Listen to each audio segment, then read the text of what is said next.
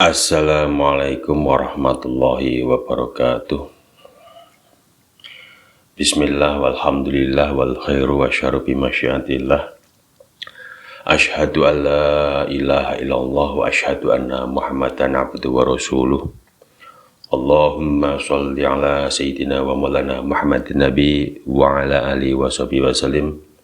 Adada halqika wa ridha nafsika wa zinat rasika wa midada kalimatika. Subhanaka la ilma lana illa ma 'allamtana innaka antal alimul hakim. Rabbi shrah li sadri wa yassir li amri wahlul 'uqdatam min lisani yafqahu qawli. Amma ba'd. Alhamdulillahirabbil alamin. Teman-teman semua, kita kembali lagi di channel Sinau Pegon. Di kesempatan kali ini masih meneruskan pembahasan membaca kitab yang lalu, yaitu Fafiru Ilallah, yang menceritakan tentang huru-hara akhir zaman menjelang datangnya hari kiamat kubra. Bismillahirrahmanirrahim. Kita lanjutkan, kita buka kitabnya, meneruskan bab yang kemarin, yaitu masuk pada bab fitnah Dajjal. Fitnah Dajjal berarti apa? Fitnah-fitnah yang dibuat atau dikeluarkan oleh Dajjal. Kocapo barang Dajjal ngaku pangeran. Jadi ketika Dajjal itu mengaku sebagai Tuhan, banjur awake bisa mundak gede, dhuwur banget. Setelah Dajjal itu mengutarakan diri, menyatakan diri sebagai Tuhan, tubuh Dajjal itu menjadi besar dan tinggi. Nganti segara sing banget jerone mung sak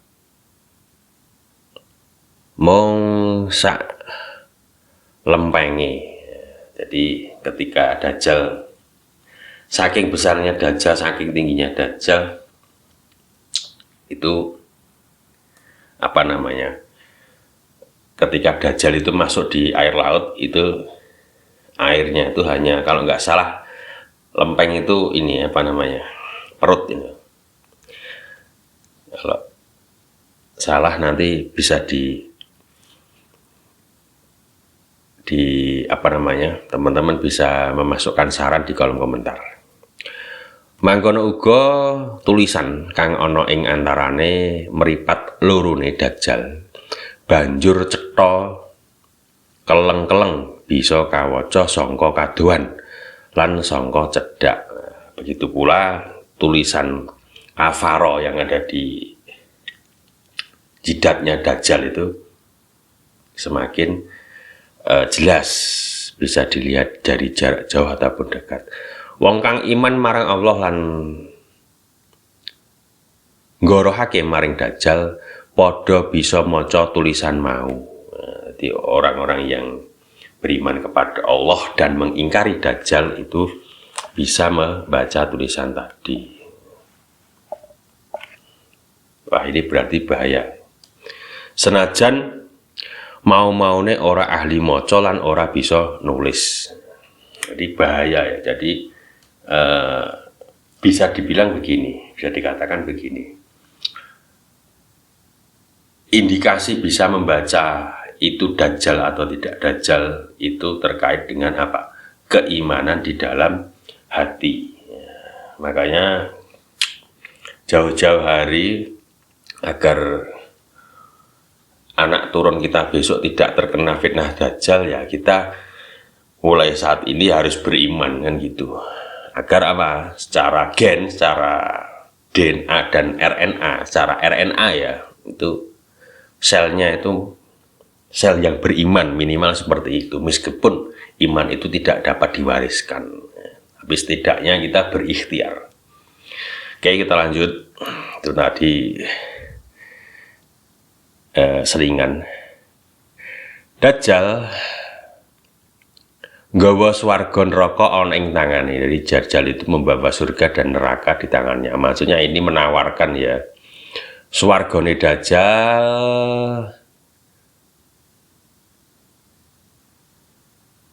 ketinggalan rupa-rupa swargane panganan lan omben-omben sing edipeni. Ya. Kanggo nyediani wong-wong sing padha manut maring Dajjal. Neraka Dajjal katinggalan rupa keluk lan geni kang amulat-mulat. Kanggo nyediani wong-wong sing padha mampang perintahe Dajjal. Jadi Dajjal itu memberikan apa namanya, seperti bisa memberikan halu pada orang-orang, itu bisa menampakkan viewing surga dan neraka. Nah, itu dia tawarkan kepada orang-orang untuk mencari pengikut. Wong kang den lebokake swargane Dajjal iku tandane kena bujuk banjur kagolongan. Banjur kalebu golongane wong kafir kang bakal langgeng ana ing nerakane Gusti Allah. Wal'iyadu billah. Dene wong sing di uncalake maring nerakane Dajjal yaiku tandha oleh pitulungane Allah, banjur kalebokake golongane wong mukmin kang kukuh imane marang Allah lan kalebu setengah sangka gede-gedene wong mati syahid kang bakal mikoleh kamulyan abadi saka pangeran saka pangembang-ngembange Allah Ta'ala besok ing dalem swargane Allah Ta'ala. Jadi orang yang berhasil masuk di surganya Dajjal itu bagian dari kekafiran dan itu akan masuk nerakanya Allah. Dan orang yang digambarkan masuk nerakanya Dajjal itu gambaran bahwasannya itu malah diselamatkan oleh Allah dan besok dicatat sebagai mati syahid, kemudian apa namanya, mendapat ganjaran berupa surga dari Allah Ta'ala. Kita lanjutkan. Dajjal muni, he langit udano saknalika udan, he bumi tokno sesimpenanmu saknalika bumi mau ngetokake sesimpenan rupa mas-masan sak pitrute. Banjur mas-masan sak pitrute mau padha ngindil Dajjal. Dajjal merintahake kayu kang garing supaya metokake godhonge, metu godhonge. Saknalika kayu garing mau bisa ngrembuyung. Ini salah satu apa namanya, sulapannya Dajjal ya, sihirnya Dajjal untuk memengaruhi umat manusia. Jadi ketika Dajjal itu berkata, hei langit turunkanlah hujan, itu langit langsung hujan. Kemudian hei bumi keluarkanlah apa yang kamu simpan. Kemudian bumi mengeluarkan apa mineral-mineral, yaitu berupa emas dan lain sebagainya. Nah, itu sihir itu. Kemudian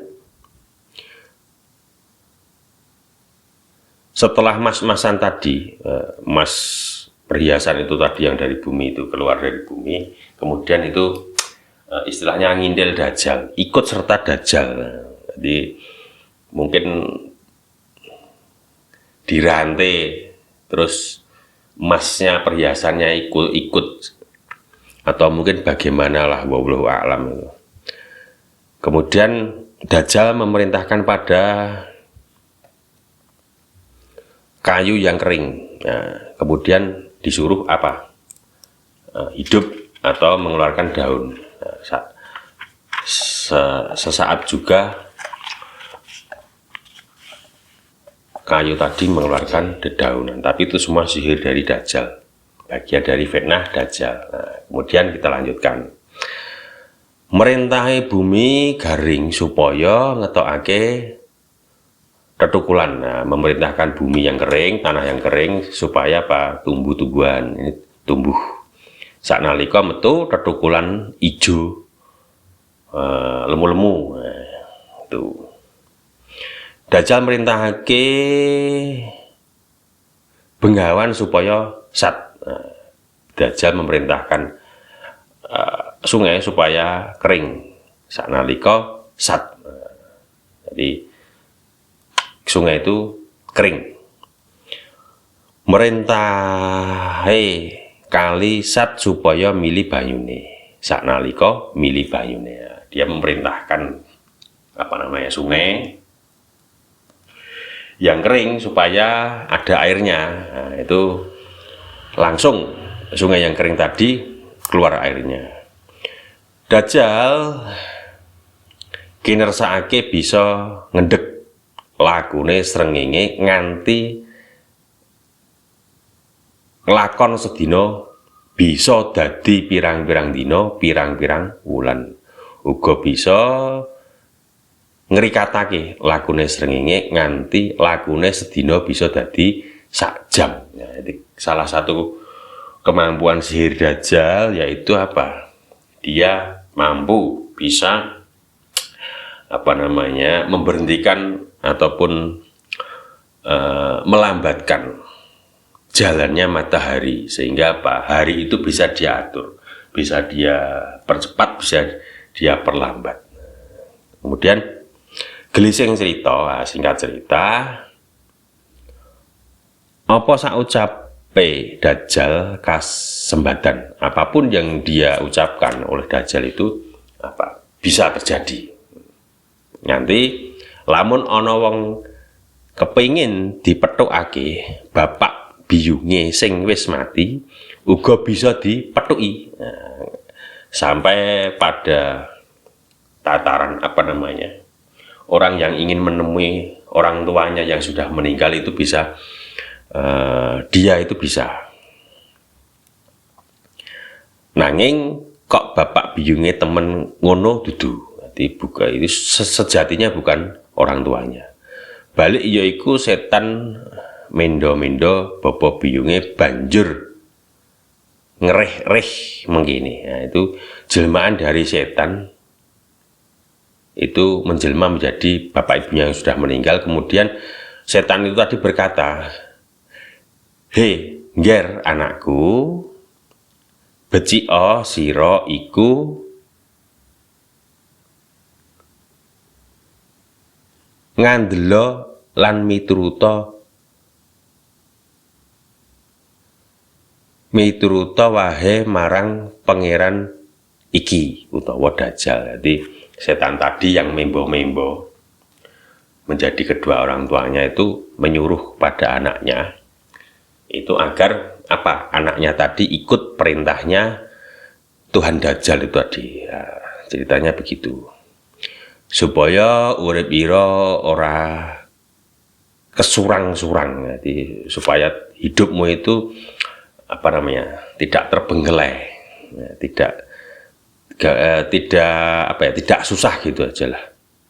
Kemudian coba delengen aku wong tuamu, anane awakku bisa miwah kaya mangkene iki ya mung sebab sangka olehku miturut marang pangeranku rupane Dajjal. Jadi gambarannya seperti itu.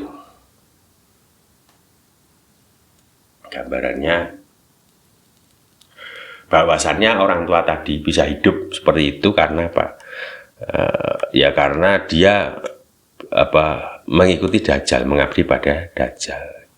Sak temene pangeranku iki uga pangeranmu. Nah, sesungguhnya Tuhanku ini adalah Tuhanmu. Nah, itu kata setan seperti itu. Kaya mangkono mau banjur akeh wong kang kena bujuk nuli padha melu dajjal. Oleh karena itu kejadian seperti itu banyak orang akhirnya ikut dajjal. Gegandengan ing wektu iku maaf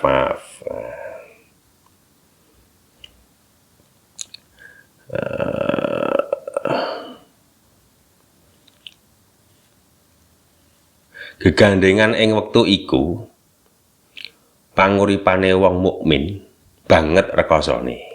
Jadi sampai di seperti itu ya fitnahnya. Jadi seolah-olah itu mukjizat tapi itu sihir, tipuan itu. Untuk membujuk orang agar ikut dajjal. Jalaran ing wektu iku ora ana pangan, kejaba ana ing tangane dajjal sak bolone. Jadi benar-benar hebat itu fitnahnya. Kalau imannya tidak kuat ya ikut. Karena apa? Kebutuhan utama, kebutuhan pokok itu hanya makanan dan minuman.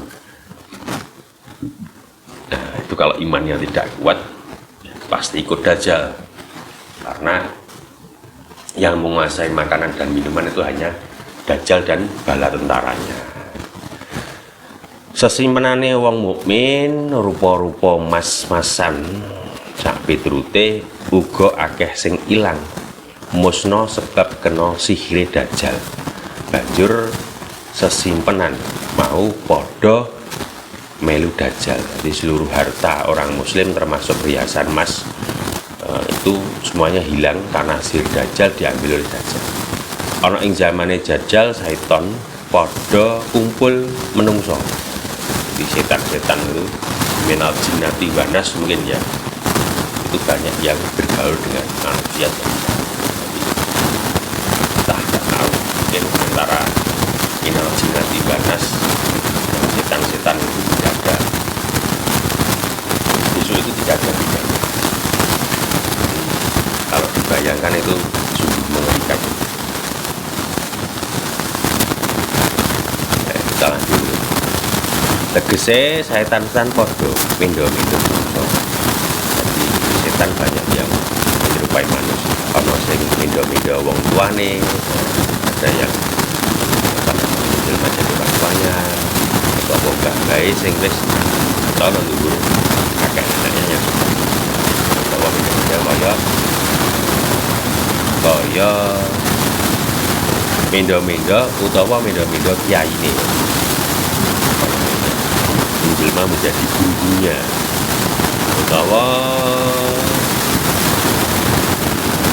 sobat-sobat merahasiakan bos kenal sobat-sobat serahasiakan bos kenal apik banjur ngereh-ngereh kanthi solah bawa lan tembung kang manis lamis supaya wong-wong padha kang maring dajjal kang banget murkane.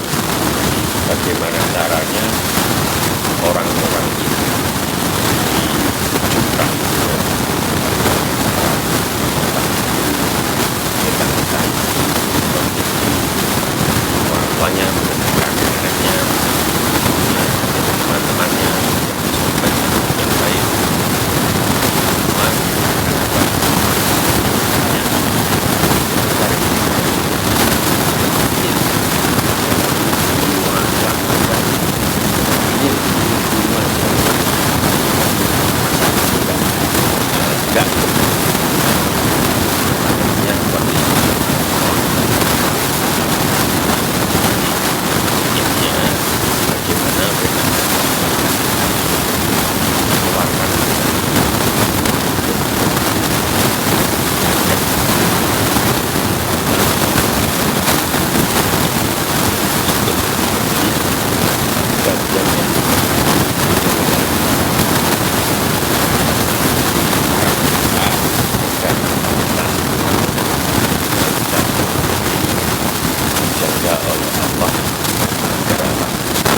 dijauhkan dari fitnah dajjal.